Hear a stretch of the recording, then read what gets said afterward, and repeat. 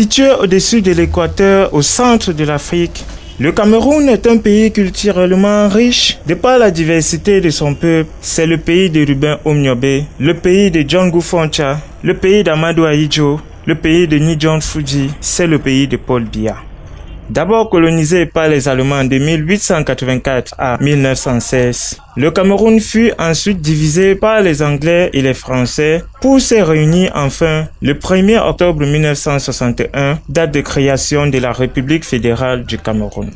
Lorsqu'on parle du Cameroun, on parle d'un pays de paix qui a connu beaucoup de mouvements politiques. D'abord République fédérale du Cameroun en 1972, il va devenir République unie du Cameroun pour enfin en 1984 devenir République du Cameroun. Ce pays a connu deux présidents dont le premier fut M. Amadou Ahidjo qui régna de 1960 à 1982 et M. Paul Biya qui règne depuis 1982 jusqu'à nos jours. Beaucoup de parents qui ont connu le règne de M. Amadou Ahidjo se plaisent à dire que ce dernier avait fait quelque chose de bien pour ce pays. Certains disent qu'il était un bon président, d'autres le contestent, mais la majorité garde une image positive de ce dernier.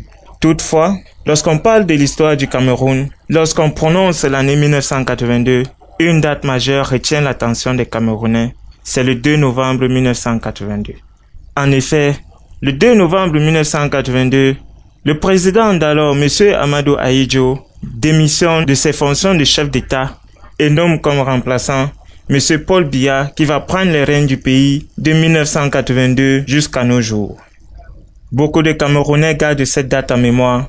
Certains souhaitent ne pas avoir vécu cette date, d'autres s'en réjouissent d'avoir vécu et d'appartenir à cette histoire.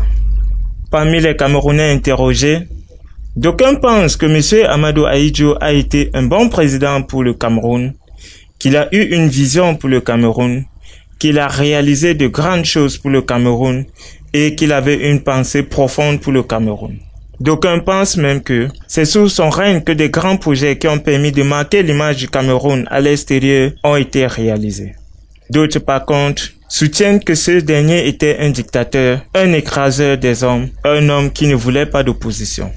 Aujourd'hui, sous le règne de Paul Biya, certains soutiennent que c'est celui-ci qui a donné la paix au Cameroun, d'autres ne le soutiennent pas.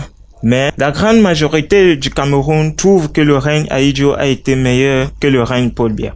De ce fait, peut-on dire que M. Amadou Ahidjo a fait mieux que M. Paul Biya? C'est une question à laquelle vous seul pouvez donner votre réponse personnelle, car cela est relatif. Toutefois, il est important de retenir que depuis l'accession du président Biya au pouvoir, le Cameroun connaît pas mal de crises, pas mal de soulèvements, et de façon claire et nette, les choses ne vont pas bien. Alors, en ce 2 novembre 2017, 35 ans après l'accession du président Biya à la magistrature suprême du Cameroun, quel bilan peut-on tirer? Quel souvenir peut-on retenir?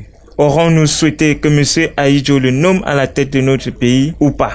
Mesdames et messieurs, ceci est un sujet de recueillement et de méditation proposé à chacun d'entre vous pour qu'on puisse arriver à un Cameroun meilleur, un Cameroun que nos enfants vivront de mieux, un Cameroun de paix, un Cameroun où le citoyen pourra manger à sa faim, un Cameroun digne.